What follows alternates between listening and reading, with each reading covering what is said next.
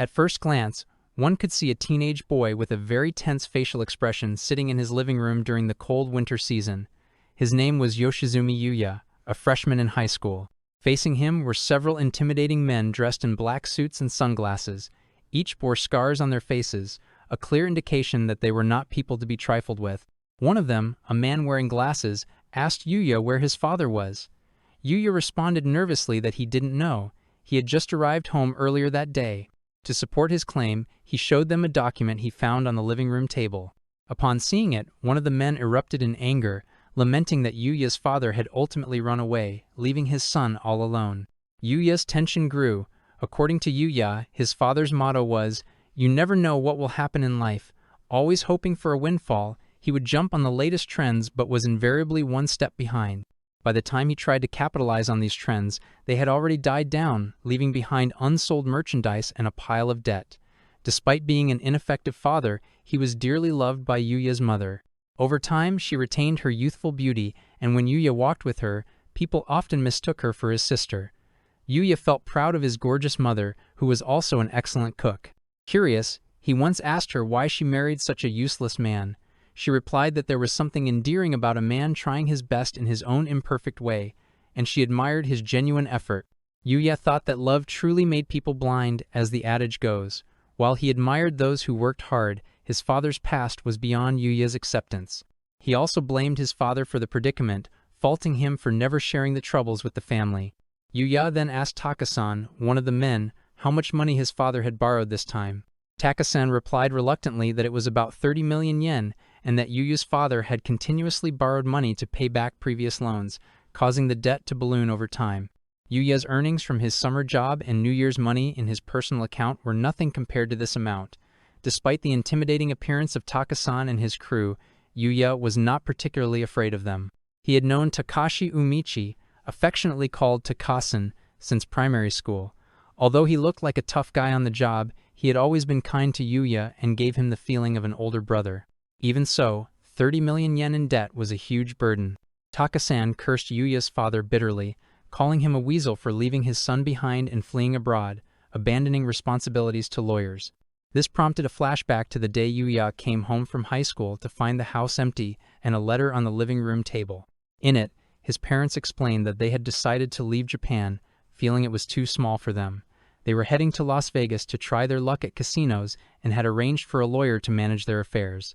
Yuya was stunned as he read the letter. Taka-san remarked that despite being born to such parents, Yuya had grown up find practically a miracle in itself. He even joked that perhaps it was thanks to him. Yuya responded that the only people close to him were useless, so at least he had learned a lot from Taka-san. Then, Yuya asked Taka-san what he planned to do next. Taka-san admitted that the syndicate boss would not tolerate this matter being swept under the rug and that he could no longer cover for Yuya, meaning Yuya might have to accompany him into this dangerous world. Yuya grimly accepted that his life was likely to be about shouldering his father's debts, possibly in a disrespectful way. Taka-san assured him he would persuade the boss to let Yuya work under his wing and vowed to do everything in his power to ensure Yuya lived a proper life. The other members of Taka-san's group advised Yuya not to become like them and to cherish his remaining days as a normal high schooler. Suddenly, the doorbell rang incessantly. Yuya hurried to open it and found a high school girl standing there. She greeted him politely as Yoshizumi-kun and stated that she had come to help him. Yuya was stunned by her beauty, noticing her long, straight black hair that resembled the night sky and her clear, chestnut-shaped eyes that sparkled like pearls. It felt presumptuous even to compare her to magazine models, as if a goddess from a famous painting had appeared before him. Her name was Hitotsuba Kaeda. Yuya thought to himself that there probably wasn't a single student at Meiwadai Private High School who did not know her name. If there was, they were likely out of the ordinary. She was a beauty who had won the grand prize at the National High School Girls Miss Contest the previous December, and was recognized as the prettiest high school girl in Japan. Hitotsuba-san was the epitome of beauty at school, with mature looks and elegant proportions. Her occasional smile was like that of a goddess, captivating both men and women alike, and Yuya was one of her admirers. However, Yuya was puzzled how, did Hitotsuba-san know where he lived? They were not in the same class and had never spoken before.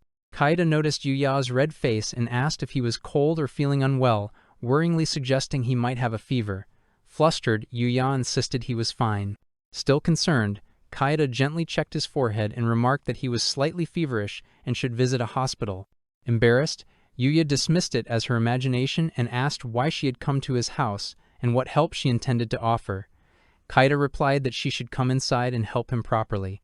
Yuya panicked again, thinking it would be impolite to refuse. He mused that while Taka-san and his crew were scary on the outside, they were actually kind people. He feared that if someone like Hitotsuba-san met them for the first time, she might faint from shock. At that moment, someone called out to Yuya. Taka-san told him that he had a guest, and that Yuya would have to ask her to leave as he was busy. Yuya thought the timing was terrible and silently cursed Taka-san for arriving with his men just as he was about to ask her to leave, not wanting her to see them. One of Taka-san's group asked if the girl was Hitotsuba-san, commenting that she was even cuter than she appeared online. Taka-san was also surprised and asked if the man knew her. Another man explained that she was Hitotsuba Kaeda, the prettiest high school girl in Japan. Kaeda said she had come to speak with Takashi Umichiro, more appropriately, Lieutenant Umichi of the Haratsu Syndicate. Everyone except Kaeda seemed shocked. Taka-san appeared angry, and Yuya wondered how she knew about Taka-san's affiliation with the syndicate and even his position. Kaeda seemed to have connections she shouldn't. Yuya glanced again at Taka-san, whose anger was visible. He tried to calm him by recalling memories of when Taka-san was gentler, telling him to be gentle like when he used to work at the shooting gallery during festivals and made children run away in tears. Taka-san replied that this was a different matter. The stakes were much higher. He demanded to know how Kaeda knew who he was and why she was wearing the same school uniform as Yuya. Kaeda smiled slyly and said her name was Hitotsuba Kaeda. She then sarcastically remarked that Taka-san likely couldn't remember her name, nor would he ever be able to. Taka-san was livid and asked if she took him for a fool. Kaede mocked him further, comparing his intimidation tactics to those of simple-minded baboons, even apologizing for insulting primates by making the comparison. She also criticized his necktie as lame. Yuya panicked, thinking Kaeda was fanning the flames with a smile on her face. He knew Taka-san was a capable man, second in command of the syndicate at a young age, though Taka-san began laughing nervously. Taka-san joked that if Kaeda weren't someone Yuya knew, she would have faced punishment by now and decided to give her a special pass. Yuya noticed that despite his tough exterior, Taka-san was not as intimidating as he seemed and sympathized with him. During the exchange, Taka-san asked Yuya if he was taking him for a fool. Yuya assured him he wasn't, internally relieved. Taka-san then demanded again who Kaeda really was. Kaeda introduced herself again but surprised everyone by revealing that the name Hitotsuba Yuichiro should be familiar. That was the chief of the National Police Agency's Investigations Bureau. She firmly stated that he was her uncle, who, like her father, dotes on her and might even abuse his authority on her behalf. Taka-san panicked, asking what Kaeda intended to do. Kaeda coolly replied that all they had to do was lay off Yuya, and, of course, she required payment. She declared that the total amount of money Yuya's parents owed, including interest, amounted to 36,067,977 yen, which would be transferred to Yuya later. Yuya silently listened as the conversation intensified. He was overwhelmed, realizing Kaeda's uncle was a high-ranking police official and wondering if Kaeda planned to shoulder his dad's massive debt. The number alone made him dizzy. Suddenly, a woman interrupted. She introduced herself as Hitotsuba Sakurako, Kaeda's mother and a lawyer. She addressed Taka-san as the lieutenant of the Haratsu Syndicate and commented on how risky his business dealings were. Yuya observed that although the woman's expression was calm and gentle, her voice was as sharp as a sword. No one seemed able to escape the figurative blade pressed to their throats. Yuya felt crushed by her sense of oppression, even if he wasn't the focus of her scolding, and suspected Taka-san was losing his nerve. Taka-san retorted that they only wanted to reclaim what was lent, and that since Yuya's father had fled abroad without repayment, it was only fair that Yuya assume responsibility. He argued that this was reasonable. Kaeda's mother countered that such logic didn't hold, especially since their money-lending business was illegal, making their demands invalid regardless of interest rates. Taka-san scoffed, challenging her to report him to the police, and taunted that as a lawyer, what could she really do? Yuya noted that despite the heavy pressure and cold sweat, Taka-san managed to maintain a dignified front. Kaeda's mother mimicked a doting father's adoration for his daughter, lightening the mood by joking about Taka-san's efforts. She described her husband's long workdays and affectionate goodbyes, which embarrassed Taka-san, who asked where she got such information. Kaede playfully expressed concern about witnessing such public displays of affection. Yuya thought the mother-daughter duo was terrifying. Kaede's mother pointed out that Taka-san had lied to his wife about his occupation, claiming to be a typical salaryman, and stressed that the debt left by Yuya's parents should be paid by them, not Yuya. Yuya sighed with relief, feeling uncertain about the law but resolved that if his parents caused trouble for Taka-san and others, he owed it to him and their kindness to make amends. Kaede's mother explained that while this might seem fair, it wouldn't sit well with Taka-san's boss. She then pulled out an envelope and handed it to Taka-san, who was incredulous. She confirmed she was a lawyer but worked for a wealthy employer. Taka-san scratched his head in resignation, saying that if that was how she wanted to play it, their discussion ended, and he promised never to lay a hand on Yuya again. Yuya wondered anxiously if the contents of the envelope would pay off his debt entirely and felt uneasy about the situation. Kaede's mother clapped and stated that with this, Yuya's father's debt was fully repaid, using rather crude language for emphasis. Yuya found it surprising that she knew his father well enough to insult him. Taka-san acknowledged the repayment and thanked Yuya. Yuya, wearing a poker face, welcomed the chance to live an honest life. He then asked Taka-san what had happened, finding it difficult to follow the conversation. Suddenly, Kaede took Yuya's hands, smiling and blushing, which made Yuya blush as well. She reassured him that everything would be fine and asked him to relax. Her hands trembled slightly. Kaede's mother suggested letting the young people talk and declined an offer from Taka-san for tea, expressing that further involvement would bring her trouble. She then left with Kaede's mother, telling Taka-san it was the end of their relationship and that they likely wouldn't meet again. Yuya thought that although Taka-san seemed cool, he knew exactly where Taka-san lived and that his wife had told him, "Rika misses you, so come see her," so Yuya could visit any time. Taka-san left. Kaede's mother turned to Yuya and apologized for startling him, explaining that Yuya's father had asked her to clear his debts so that Yuya could have peace of mind and a normal high school life going forward. Then she left. Yuya stared at the door, then noticed Kaede trembling and asked if she was all right. She denied shaking but then suddenly muttered some curses under her breath. Yuya thought she was indeed as scared of Taka-san as he was. He gently held her hand and offered to prepare some tea so she could rest, promising that she would explain everything in due time. Kaede agreed, and they moved to the living room. Sitting down, Kaede started explaining the situation to Yuya. She summarized it simply and ominously by telling him that he had become her property. She smiled slime-like and declared, "That's all." Yuya said he understood but shouted in frustration, accusing Kaede of having no intention to explain anything. In response, Kaede admitted that she had thought it pointless to give a long explanation, so she tried to keep things short and simple. She asked if that approach was no good while casually touching her face. Yuya exclaimed that of course it wasn't good and angrily asked since when he had become her property. He told her not to treat him like a pet she had bought, demanding that she explain things clearly. Kaede, touching her mouth thoughtfully, remarked on the idea of him being a pet and said that from that day forward, he would be her pet. She smiled slyly and added that it sounded nice and had a good ring to it. Yuya thought to himself that she had no intention of explaining anything and was completely ignoring what he said. He noticed that she was chuckling softly while blushing and losing herself in her own fantasy. Even so, she still looked picture perfect. It was honestly a crime for her to be so beautiful. While sipping tea, Kaede teased him not to drink like that, calling him a pooch, and saying that drinking in that manner was improper.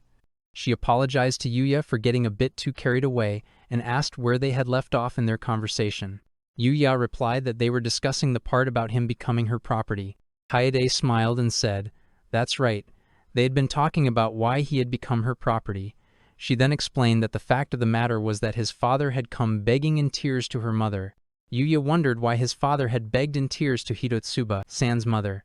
He realized that, basically, the reason was that his worthless father and Hitotsuba, San's mother, had gone to the same elementary, middle, and high schools, forming a so-called undesirable yet inseparable relationship. Although she had heard rumors about his useless father, they had never contacted each other after graduating high school until about a month ago, when his father suddenly reached out to her mother, pleading for help. Kaede explained that at first, it seemed like her mother was going to refuse. No matter how inseparable their relationship might have been in the past, the one who had put his own life in a stranglehold with his foolishness was none other than Yuya's father himself. She added that Yuya's mother, who had continued to cheer him on, was just as guilty. Yuya thought about what his lousy father was honestly thinking. He resolved that once his father returned from overseas, he would beat him up until he was satisfied. Kaede continued that Yuya's father had cried and begged to at least save his son. She said that he claimed Yuya had done nothing wrong and, unlike her, had potential. He wept as he said this. Yuya did not respond. Kaede added that even so, her mother had no reason to agree. If anything, helping him would have just added fuel to the fire. She said she didn't want to ruin Yuya's future. Yuya reflected that, of course, to Hitotsuba, San's mother. He was just a random boy. His father's hasty plea for help was nothing but a shallow attempt, and Yuya thought to himself that his father should use his head a little more. Kaede then asked, with a cheerful and sly expression, surely the ever-so-wise Yuya must be wondering why her mother had decided to help. She answered herself, saying the reason was simple. She selfishly asked her mother for help. Embarrassed, Yuya questioned how that was related to helping his father, since they were talking about someone else's debt. Kaede smirked and replied that she had always been an honest and obedient good girl who had never acted selfishly. She said her parents and grandparents were overjoyed when their adorable only daughter asked for something selfish for the first time. They had almost gone to make red rice to celebrate. Yuya thought to himself that she had straight up just called herself honest and good, but he would ignore that. He figured her family must have a considerable lack of common sense if they were overjoyed by their daughter's selfishness. Kaede went on to say that she had two selfish requests. The first was that she wanted to help Yuya, which was only natural since he had done nothing wrong. She admitted she didn't really care what happened to his parents, but she couldn't overlook the fact that he was going to suffer because of them. Yuya wondered why Hitotsuba-san was concerned about someone like him. Although he had his doubts, it made him extremely happy that someone was worried about him. Kaede then revealed her second selfish request, which was precisely why Yuya had become her property. Blushing and smiling slyly, she confessed that she wanted to live with him. Yuya raised his hands and said he understood less than before. He pointed out that her request was already quite selfish, since she told her parents she wanted to live with him, skipping steps like confessing or proposing. Kaede crossed her arms and said it was because she wanted to be with him, blushing as she said it. Yuya thought that was unfair and was blown away by her dazzling smile. He marveled at the cute, goddess-like Hitotsuba-san saying something like that. She added that being with him would bring down just about any man. Kaede then said everyone had gotten really excited about her first love and her selfishness. She explained that her father had gone ahead and prepared the check, while her mother had contacted Yuya's father. This was what had been decided. She took out a paper and dropped it on the table. Yuya picked up the paper and thought about the idea of first love as his face showed a stunned expression.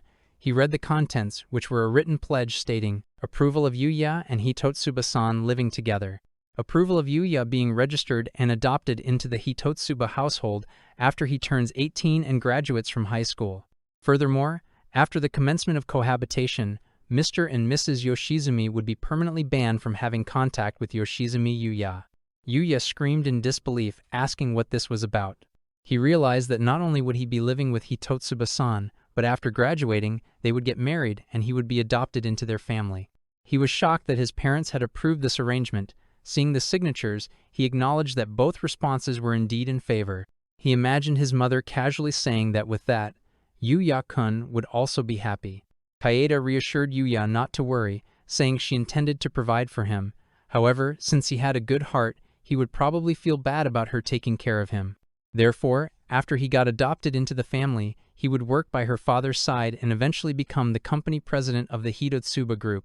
Blushing and smiling slyly again, she said that was what had been agreed upon. Yuya's face grew extremely tense as he wondered what was going on with the relationship between his parents and Hitotsuba-san's family. While his own parents were one thing, Hitotsuba-san's family was on an entirely different level. They had never even met before, yet they were allowing him, a mere high school student, to marry their one and only precious daughter and become the next company president. No matter how much he thought about it, he could only feel mind blown by the situation. Kaede calmly informed him that both their parents had given their approval, and unfortunately, he did not have the right to refuse. She warned seriously that if he tried to refuse, he already knew what would happen. Yuya silently acknowledged that he had a general idea, without a doubt. He imagined he would be worked like a slave as an employee of the Hitotsuba group or sent underground like in a manga, never to see daylight again until he died. He knew that days of hell awaited him. Kaede continued, saying that, as expected, Yuya had good judgment. She explained that if he refused, he would become her exclusive butler for life. However, even as a butler, acts such as kissing or doing naughty things with her would be out of the question. He would experience a different kind of hell where he couldn't touch her, no matter how defenseless she appeared. Yuya thought to himself that was a different kind of hell, and that he never imagined the day would come when he would hear Hitotsuba-san say words like naughty or kiss. He noticed how red her face was and sensed that she was forcing herself. He considered that having a forbidden love relationship with a lady while serving her as a butler didn't sound so bad. Kaeda immediately interrupted his thoughts, firmly stating that forbidden love relationships were not allowed. She said that while it wasn't bad in its own right, pure love was better. And wouldn't he want to profess his love proudly instead? Yuya wondered what was with this girl. She was so cute. At school, Hitotsuba-san was always the perfect, impeccable beauty, like an unapproachable flower on a high peak. But the girl in front of him was completely different, cute, and innocent, just like any average girl who loved shoujo manga. He thought that this might be her true form, and if that was the case, then he might be one of the few boys who knew the true face of Hitotsuba Kaeda. Yuya told her that he understood and would accept the negotiation. He clarified that from the beginning he hadn't been trying to refuse, because to him, the proposal felt like a godsend he would get to live with and marry Hitotsuba-san. Taking a sip from his teacup, he said, "Wasn't it like a dream? It was amazing." He thought to himself that although he had said it out loud, it was fine. He would get to live with and marry a transcendent beauty like Hitotsuba-san, and the seat as company president was waiting for him. Besides, it wasn't like he was lonely. Suddenly, Kaeda screamed, asking if something was wrong and if he was hurt anywhere. Yuya asked what she meant by that, denying that he was injured. Kaeda then asked why he was crying. Yuya's face showed tears streaming down. He thought it was strange. Although he was free from his stupid parents, his tears wouldn't stop, and his chest hurt as if it were about to burst open. Then, suddenly, Kaeda hugged him tightly, reassuring him that it was all right because she was with him and would always be there for him. Yuya opened his arms and hugged Kaeda back just as tightly. She spoke gently, saying that he was suddenly alone, so it was obvious to feel lonely, but from now on she wanted him to be just as happy. Kaeda told him that once he had settled down, he should start packing because they would be demolishing his current house. Yuya's face turned gloomy as he thought, "Eh? This house will be gone? You're kidding, right?" Kaeda explained that once the plot was cleared, the house would be rebuilt and rented out, which would generate some income. She called it their love nest and said she had already prepared it. Fortunately, since the next day was Saturday and they didn't have school, she suggested they go shopping. Yuya reflected on everything that had happened, wiping his tears. He wondered what in the world was going on. It seemed that the blood of his hopeless father was flowing inside him as well, because he felt that he might have just made a life-changing decision in the spur of the moment.